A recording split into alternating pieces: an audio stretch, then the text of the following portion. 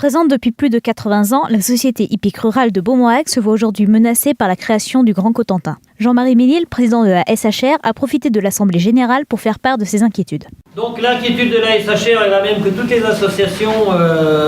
Quel devenir après la disparition de la CCH? Pour nous, il y a deux postes qui vont être remis en cause, à savoir la formation des jeunes, puisque la CCH nous donnait 10 000 €, on les redistribuait et voire plus. Et là, à partir du 1er septembre, les nouvelles licences, on ne pourra pas s'engager, on ne s'engagera pas.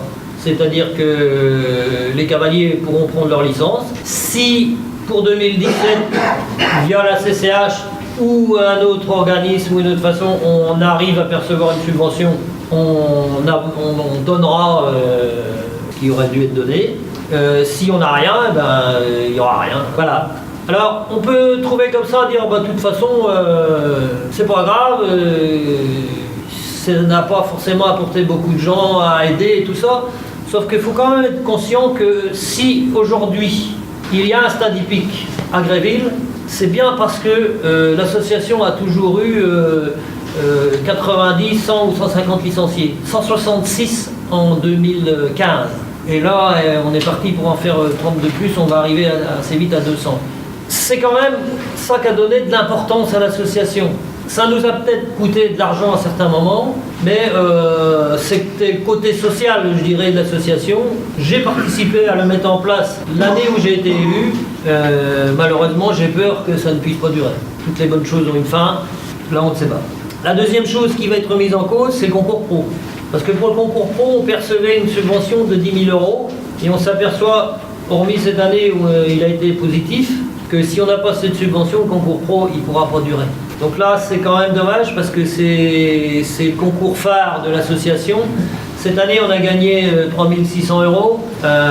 Les autres années, on était soit un peu négatif, soit... Et les 10 000 € que l'on risque de perdre feront qu'on ne couvrira plus financièrement le concours pro. Et là, j'ai peur que le concours pro 2017 il soit compliqué à organiser et qu'on n'ait pas les finances pour le faire. Surtout qu'aujourd'hui, tout le monde sait que les entreprises, on a les anciennes entreprises qui nous soutiennent depuis 25-30 ans, qu'on relance et qui reviennent et qui aussi tirent la langue.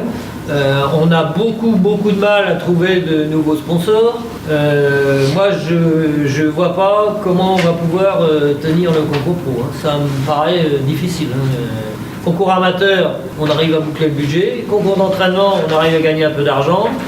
Je dirais que plus la manifestation est petite, plus c'est facile de gagner de l'argent. Plus elle est importante, plus on en dépense. C'est inquiétant parce que ça veut dire que, comme on disait tout à l'heure avec M. Duclos, qui connaît bien le milieu, c'est que les concours pro dans la Manche en 2015, que ce soit Bressé, Sartilly, Villedieu, tout le monde a perdu de l'argent. Moi, je suis un peu inquiet pour tous ces concours-là. On n'est plus aidé par le département, on n'est plus aidé par la région, on n'est plus aidé... Alors, la région, le département donne pour les concours internationaux 1, 2, 3 étoiles.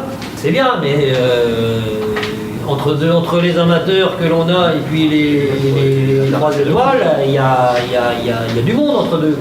On est quand même à l'extrémité de la Manche, mais maintenant on est ici encore plus à l'extrémité de la Normandie, parce que maintenant la Normandie elle va jusqu'à Rouen. Donc la Seine-Maritime faisant la Grande Normandie, ça nous met encore plus à l'extrémité.